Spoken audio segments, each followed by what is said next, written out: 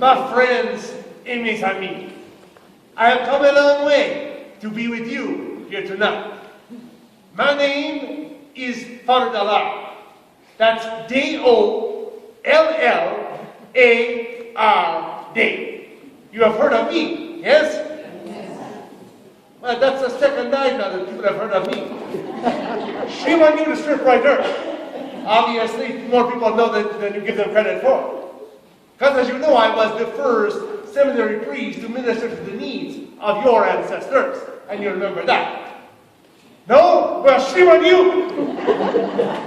Luckily for you, I have brought some people here tonight to help you this afternoon remember your past. William! John, join me. Now, I am sure many of you people, you remember this man on the end, John Malcolm. No? Well, shame on you again. How about this man in the middle, John Murdoch? Shame on you forever. I am sure, certain that at least some of you must remember this man on the end, William Davidson. I can see that some of you do. Some applause even. Bully for you. Take it away, man. Well, I'm sure that the good people out here are aware that for the past 2 centuries there's been many religious orders doing missionary work here on the Miramichi. But after the Battle of Quebec in 1759 and the Treaty of Paris in 1763, I believe it was, the number of immigrants coming here increased dramatically. Now, I myself had been given a grant of 100,000 acres to begin a British settlement here. Sometime after that, I spoke with John Malcolm and John Murdoch. I had a meeting with them. Well, gentlemen, do you not think it's time that we had a church here to administer to the needs of the ever-increasing number of people coming here? Yes, sir, and I believe that since the river is our only highway, that we shall build our church upon its banks. Oh, you are a smart one, John Murdoch. Yes, that's a good idea. So do you have a site and a name picked out for this church yet? Indeed we have. We shall call it St. Peter and St. Paul, and we will build it on Moody's Point. Isn't the name of that point Marty Bogue? Yes, it is. He's quite stuck on that name. He's a hard lad to figure out. In opposition, Sir, I propose that we build a church on the south side of the river at Beaubears Island, and we shall call it Malcolm's Chapel. And just when do you see this church being built? In 13 years, 1796. And why is that year significant? I have from good authority that in 1996 and 2017, when Steeple became an issue, that our descendants will celebrate the 200 and 200-year plus anniversary of St. Patrick's. Oh, so it's to be called St. Patrick's then? Well, when the church is built, we'll name it after our patron saint. After all, if they can have a day named after him, surely they can call a church after him. I told you he's a hard lad to figure out. Well, what I find hard to figure out is how an Irish priest has a French-Canadian accent. Oh, that's all right, boy, that's all right. I can take it from here. Now, why don't you go up into the corn stocks where the angels come and take you away? Right, come on, come on.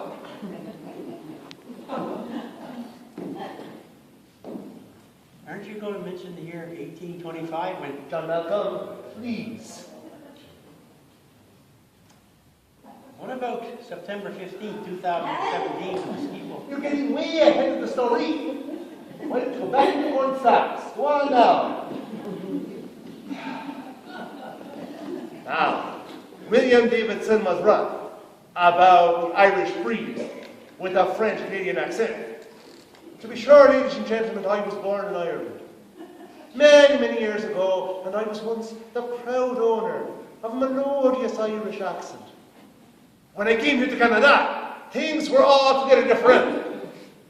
Even though this land was no longer under French political control, it was still very much under French spiritual control. And so, the Vicar General, Father Lavoie, sent French missionaries here to minister to the needs of Catholics on the Miramichi. In fact, when the first English-speaking missionary came here, he had everyone confused. He was born in Ireland, came to Canada under the French spiritual control, spoke English, and his name was Father Charles French. Hard to figure out, huh? Not really, Father. You see, Father Charles French came here in 1860. Before he left, he purchased, on behalf of the church, 10 acres of land from me, John Malcolm, to where the church stands today and still carries the same name.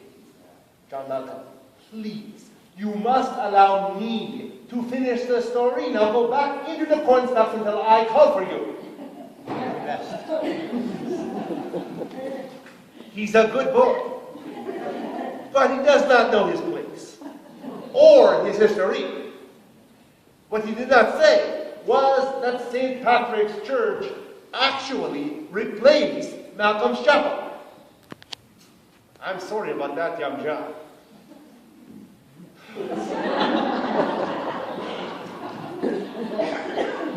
Sorry to interrupt you, Father, but he wants to see you. He? Oh, well, ladies and gentlemen, you must excuse me, I'm very sorry, but I have to take this call. I'm sorry, too. He really didn't want to see him, you see. Father Dollard gets very emotional this part of history.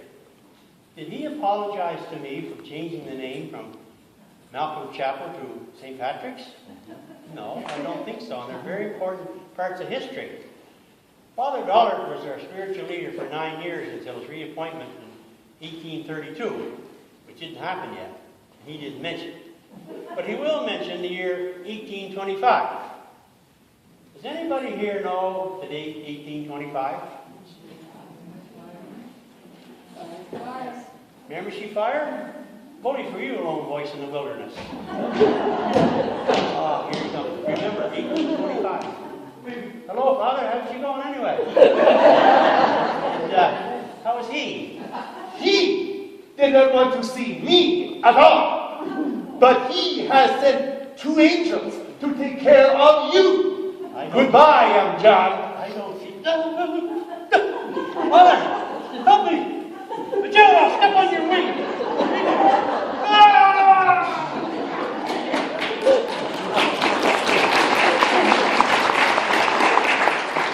I have no idea what John Malcolm told you. But suffice to say, it was both the Vicar General and the Monsignor that ordered that the construction of St. Patrick's begin right away. Construction began in 1824 and was finished a year later. When? And I will give you one more chance to redeem yourself in my eyes, and shame on you many, many, many times if you do not know this. What happened on the Miramichi in 1825? Bully for you many times over. Yes, indeed. Construction began again and was finished in 1826. But it was not the beautiful structure that we know today. No. It was a very fine, but very expensive wooden structure. Then in 1832, now in the Diocese of Charlottetown, I was called to,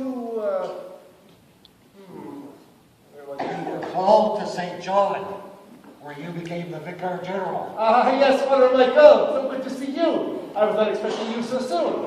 Well, you know, Father, on the Miramichi, people and gossip travel fast. So true, my brother, so true. Now where are my manners? Allow me to introduce to you the priest who replaced me in 1832, Father Michael Egan. Now, Father, why have you come? Well, Father, I've come to give you a break. You have had center stage far too long. Shame on you. Besides, it was his wish. Well, feel free to tell him that I am fine and need a break. Now, ladies and gentlemen, Father Egan and myself, we will continue. Goodbye, Father. Goodbye. What do you mean goodbye? I mean, that's so much more. Ho, ho, ha, ha, goodbye!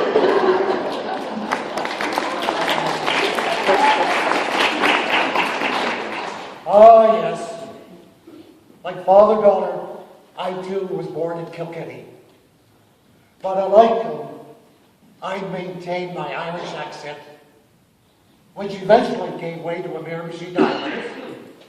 If you can imagine that. Hello, Verlander. Anywho, what I liked most about Father Daughter was that he never, ever forgot about St. Patrick's.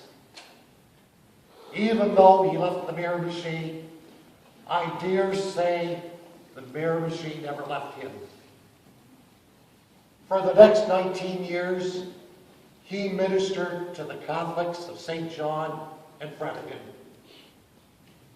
He was considered a priest with priestly qualities, an Episcopal-like zeal, with great assets in administering and counseling.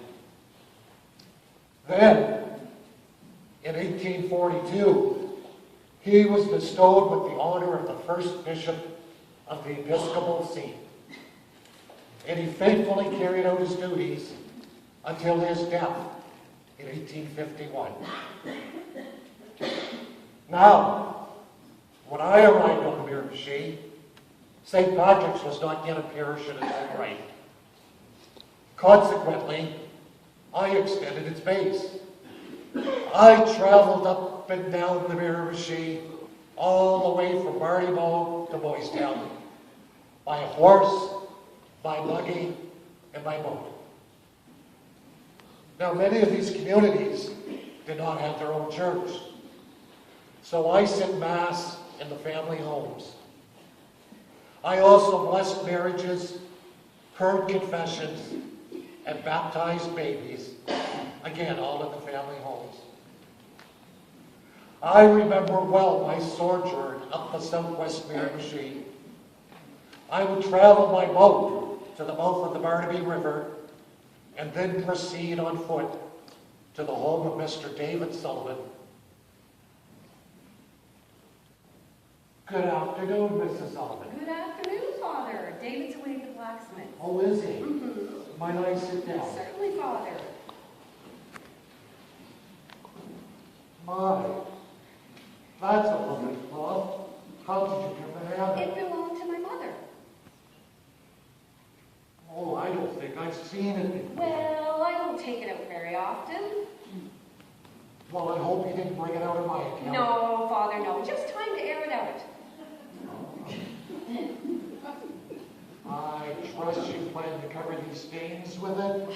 I've told you before, Father, I've made no secret of it. I use this table for preserves when you're not here. I need the space. Well, I guess the altar will smell of brine, but it'll be handsomely covered. Yes, and I suppose David will come home from the blacksmith covered in soot and mess it with his dirty hands. Well, I've often said this is very this place, but there are benefits to celibacy. Oh, I love David, I do. But we have our ups and downs. That's just the way of things. Better off than some. Have you heard about Honoria O'Driscoll? I hear she met up with the sea captain back in Ireland and he jilted her. Her father couldn't stand the shame of it, so he paid to bring him here. If he'd marry her. Can you imagine? Oh. St. James often spoke the truth, Mrs. Sullivan. No human being can tame the tongue. It is a restless evil, full of deadly poison. Well, I'm not prepared to preach. Not just yet. I'll start with confessions before Mass. Well, Father, I have to confess I've committed the sin of vanity. Twice a day, I gaze at myself in the mirror and tell myself how beautiful I am. Excuse me, Mrs. Sullivan. That's not a sin. That's just a horrible mistake. Jasper, your mouth will cut your throat one day. Mark my word. Now, Mrs. Sullivan, I was just having It's just that, don't get all worked up. I seen the father come in and I thought I'd get in a little early and tell him the tale if you're willing, Father. Certainly, my son. Mrs. Sullivan, will you excuse us for a few moments? Now, what was your sin, my son? Well, Father, I stole some lumber. Oh, you did? Yes. How much lumber did you steal? Well, I stole enough lumber to build my dog a new doghouse. Well, I suppose that's not so bad. Well, that isn't all, though, Father. Besides stealing enough for a doghouse, I also stole enough to build myself a new woodshed. Oh, now that's a bit more serious. I wish that was all, Father. Besides building enough for a doghouse and stealing enough for a woodshed, I also stole enough to build a barn. Oh, now that is very serious. I'm afraid you'll have to make a novena. Well, Father, I'm not exactly sure what that is, but if you got the blueprints, I can get the lumber.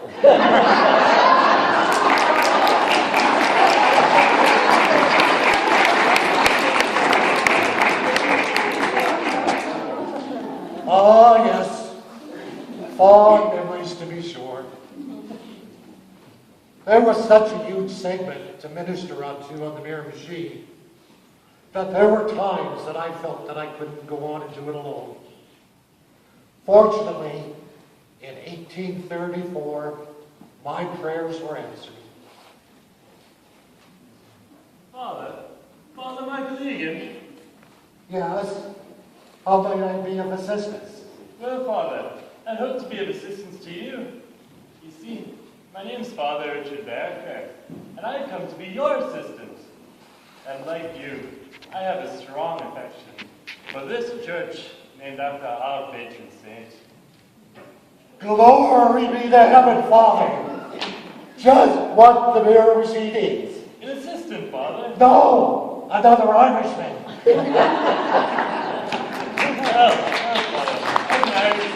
I have to tell you, I'll pick up the story from here. What? Well, as another Irishman, I'm far from being done.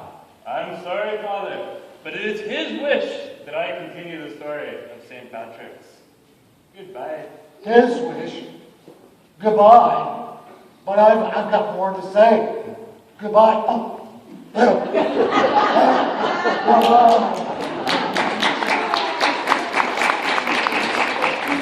I was to be here for the following 4 years, just up until 1838. And Father Egan, he used to stay at the parish for a total of 55 years. Oh, did I say parish? Oh, yes, St. Patrick's became a parish in 1854, in its own right. And, well, Father Egan, in his final years, he had a helper by the name of Nicholas. And in 1883, Nicholas, he became known as Father Power, and was appointed assistant priest of St. Patrick's Church. And as if Father Egan's decline in health was just not bad enough, just 9 months after being appointed, Father Power was to see St. Patrick's burn to the ground.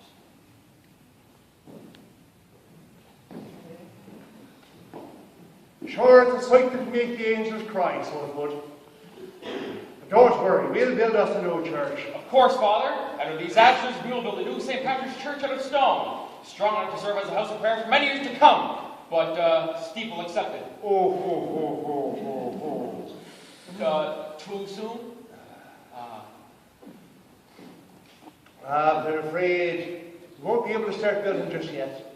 The fire has devastated poor Father Egan, body and soul, so it has. Besides, we have to start raising money to build this new church. And how shall we do that, Father? Well, my son, I don't pay much attention to what people say, but I do watch what it is that they do. And so, my brothers and sisters, let us now review the offerings made in connection and see who among us places this house of worship before the needs of the earthly world? John Oates, 50 cents. More chaff than oats, if you ask me.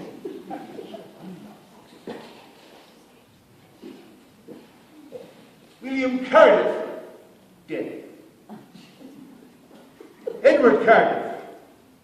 Oh, we might as well be dead. Patti Brake.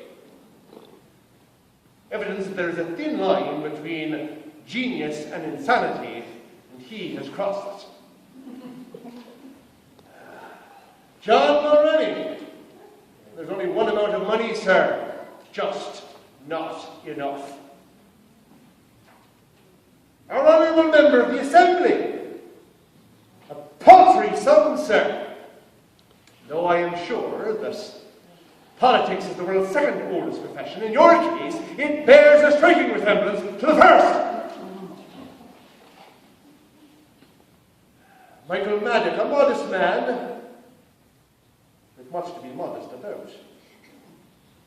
Well, my son, I think we're waiting on these poor folks. We won't be able to build that church for quite a while yet. So why don't we build us a large sanctuary to house the beleaguered mass until such time as a fine new church can be built. So why don't we head inside and make a few plans?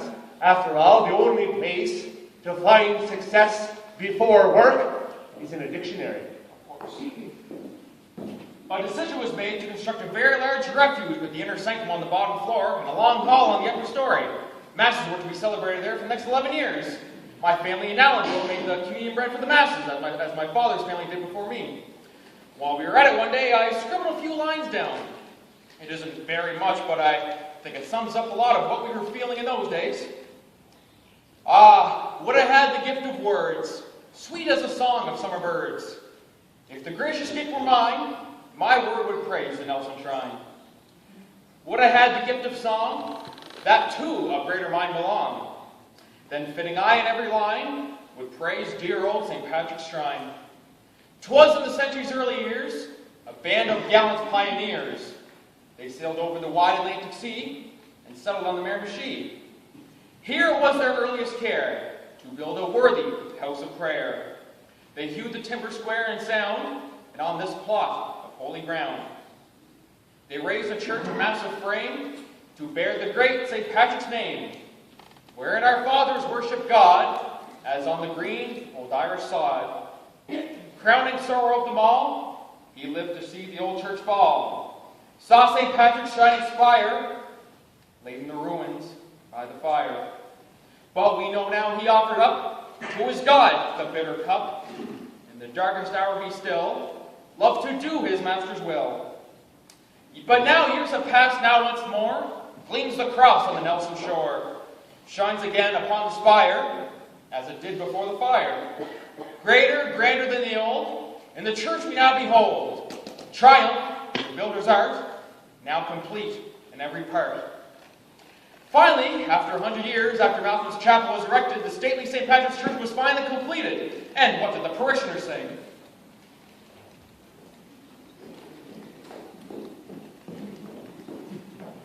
That's right there now. That's your quarried stone. Gothic style. And what about your slated roof? And galvanized iron cornices. Not to mention that towering spire. The spire measures 91.5 feet in height and 31 feet in width at the base. We knew that. And those towering walls must be over 10 feet from top to bottom. To be exact, the walls measure 16 feet in height. Whose child is this? Oh, well, he's not one of ours. He's not mine. I have no idea. Child, who are you, and how did you come to know so much about this beautiful new structure? I used to go outside factory when the moon was broken. I used to hear Father Howard and parishioners making their plans. Personally, I felt this magnificent edifice that will adequately give credence to the wisdom and knowledge to be contained within its walls. You a Doyle kid? Connor, a Murphy, a Walsh, a McCarthy, Lynch. Exactly what are you, kid? I'm a Protestant.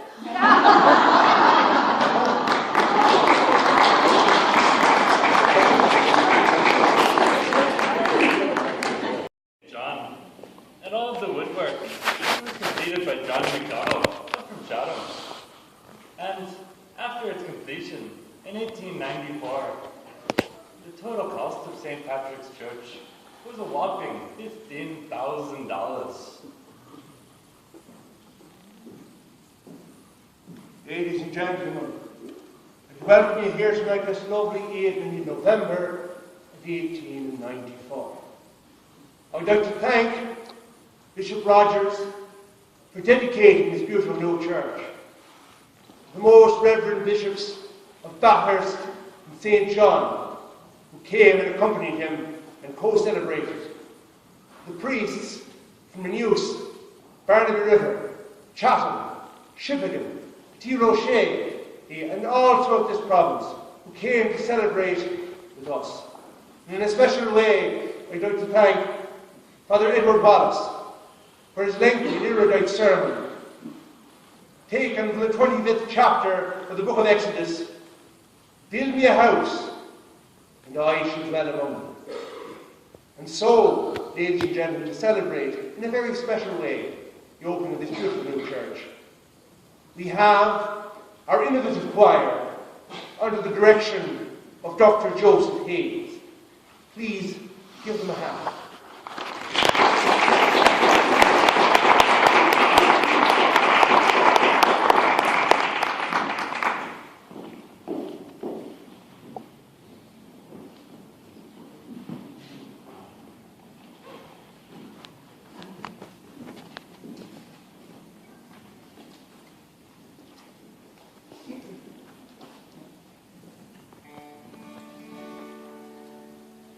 Amen.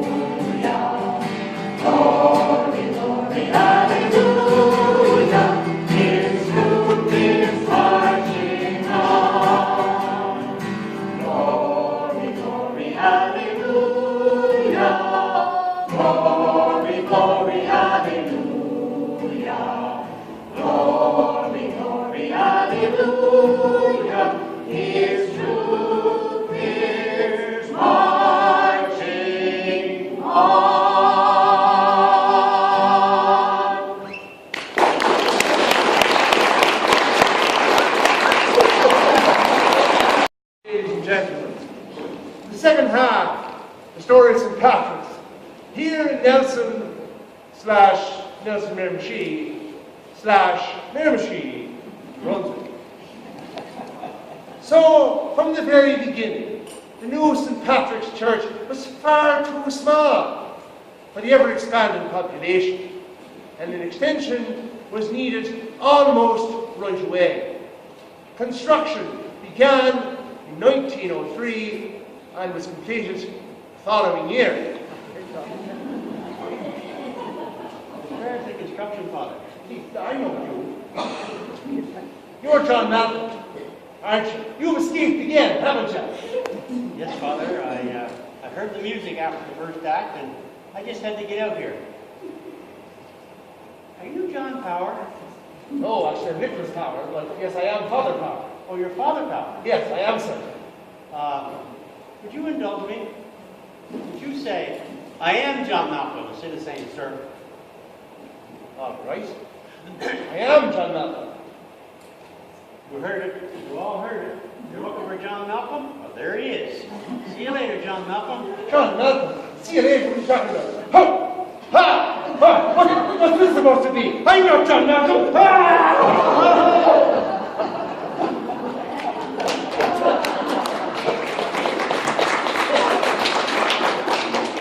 much for power. My power, that is. I'll continue on with the story. We had to construct a larger chapel that completely enhanced the main structure. Father, in spite of his magnificence, Father Power added stained glass windows.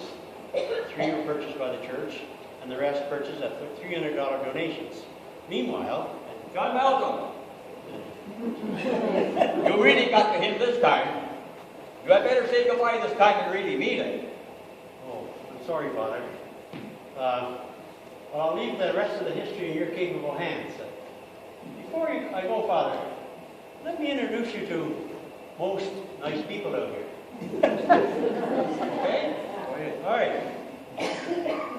Ladies and gentlemen, girls and boys, I want to introduce you to a very special man and priest. He's the type of priest that will listen to every small detail in the confessional box and not doze off once. He's the type of man that will take a whole month off just to hear Donald Trump's confession. Ladies and gentlemen, I give you Edward Patrick Wallace, who replaced Father Power in 1929. Thank you for the very fine introduction, young John. Goodbye. I'm not going anyplace, Father. Not again. Oh, no. Get your halo over the back of my neck.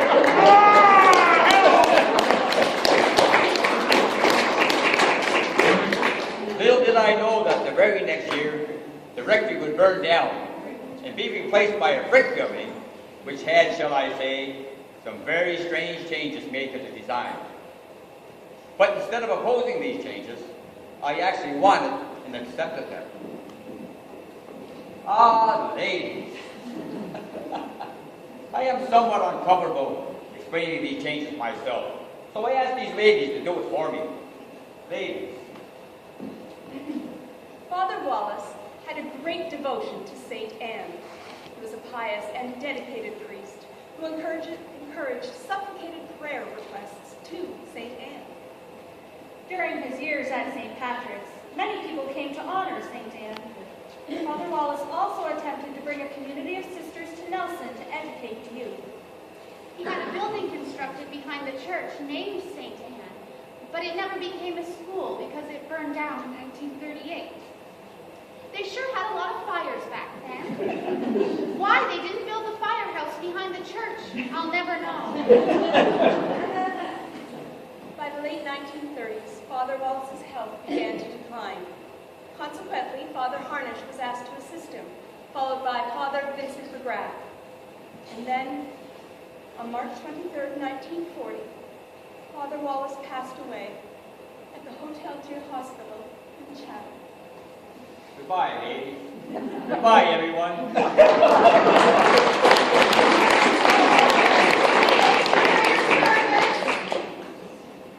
And so marked the end of 114 years era of Fathers Dollard, Egan, Veriker, Power, and Wallace, who set up the foundation for the years to follow. Then, in 1941, Father John Ryan was appointed the new priest of St. Patrick's. Ladies, this is getting much too serious. Please, let's lighten it up somewhat. Father Ryan was a Newfoundlander. Oh, yeah. That's more like it. Ooh, how about a Newfie joke? Ooh, like the one when a man was parachuting over Newfoundland when his chute refused to open. Suddenly, he had a man in his arms. Do you know anything about parachutes? He asked the man he embraced, who replied, "No lie. Do you knows anything about propane?" Father Ryan was no joke. He tackled his role as a spiritual leader head on. Oh, and then there was the basement. The basement? All right. What did they find in the basement? Dirt. Plenty of it. It was during Father Ryan's day that the basement was deepened by a very unique method. Volunteers. Volunteer laborers from Nowlanville, Craigville, Chatham Head, South Nelson, and Nelson proper took turns a week about until the project was completed. Now, ladies, what can we use this new space for? I know.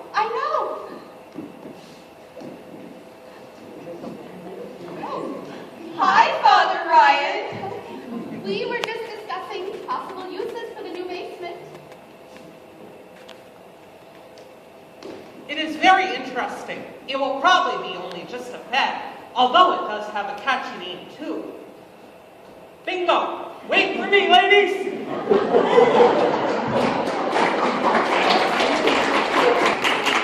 Must be another fire, huh? Do you remember me? Bully for you. He has asked me to come back and finish the story of St. Patrick's. Not because I am now a bishop. No. It was because, and I am using his words now, the first shall be last. Now, it was in Father Broderick's time that Nelson High School was finally completed. Now, Father Ryan was no hockey player, but he had to do some fancy stick handling in order to get the Catholics and the Protestants together.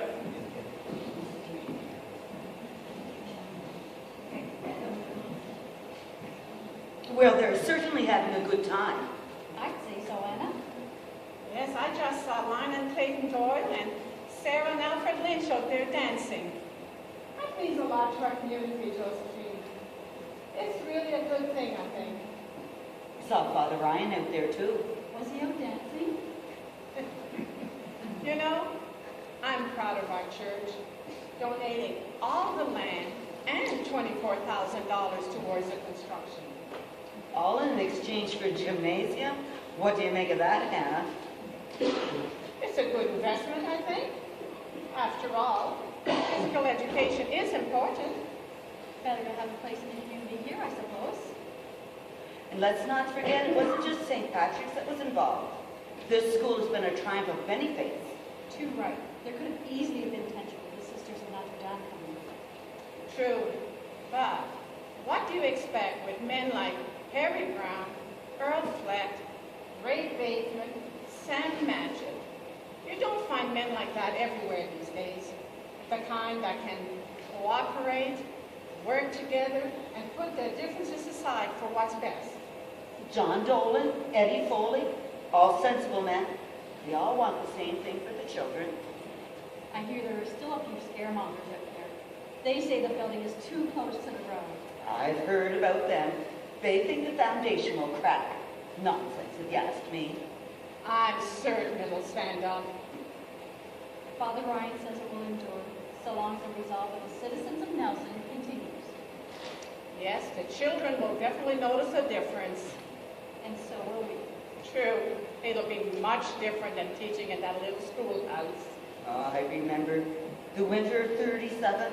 It was the worst of the Depression. Papa was sick and Stephen was in the woods, and I was teacher and principal at the same time. Oh, it was terrible. I had grades 6 to 8 and a few in grade 9, all in one room, sitting two to a chair. There were no outside windows, and the inside one shook every time the wind blew. You remember the stove that heated it? It was so big that it took almost a quarter of wood just to fill it. And yet, I had to tell them to wear their coats and mitts. Oh, I used to have Joe Foley keep the fire stoked.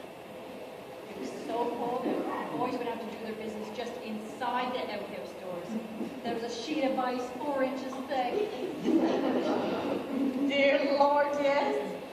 And come spring, the smell. It was just terrible. Oh, yes, I imagine we'll find quite a difference. Sure will. Six, Father Ryan retired due to poor health. Oh, ladies, back so soon. Perhaps bingo was not that much fun as you anticipated. It was indeed fun, Bishop. Under the O, 99%. were asked to come and help finish the story. Well, that, and the fact that the $500 jackpot is being held over until next week. Besides, Your Eminence, there was a lady there who was disgusting. She actually lit up a cigarette while she was playing the game. Really? Well, I hope that does not catch up. Well, ladies, if you will permit me, I am now going to tell these fine people about the last 60 years or so of the history of St. Patrick's. Now it was... It was Father Broderick who replaced Father Ryan, Your Eminence. That's true. What you forgot to say was that... Father Broderick came to St. Patrick's after serving 9 years at St. Thomas. True, then... Chatham Head was given its own parish in 1958. Right, then in... In 1959, St. Patrick's came under the jurisdiction of the St. John Diocese. Please, if I may. Now, Father Broderick stayed... Until 1970, when he was replaced by Father Lawrence Murphy. He helped form the parish council and a religious program before... Leaving in 1974 when he was replaced by... Oh, Father Vincent Marsh!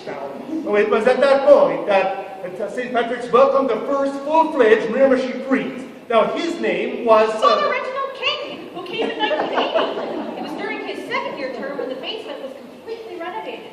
Thank you for the ladies. Now, please, you go outside and allow me to finish the story. In 1983, the Knights of Columbus was organized. Oh, then in 1987, Father King was appointed to serve in Douglastown. He was followed by... Oh, Father Leo Sullivan, who stayed for 4 years.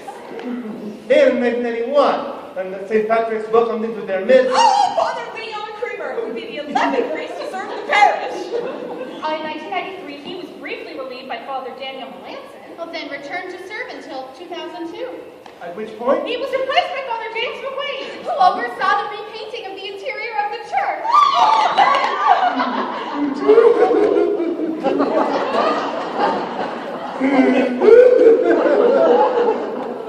It will be okay now, Bishop. We're leaving.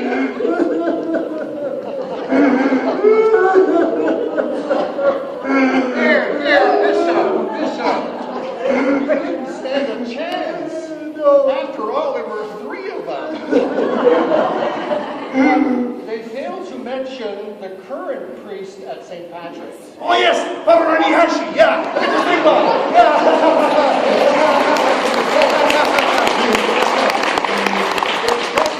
Remember my name, no wonder you're a bishop. But, Bishop, we must conclude. Yes, we here at St. Patrick's have been blessed for a long time, over 200 years, and also we have been most blessed by the one whom we follow. Thank you very much, ladies and gentlemen. I was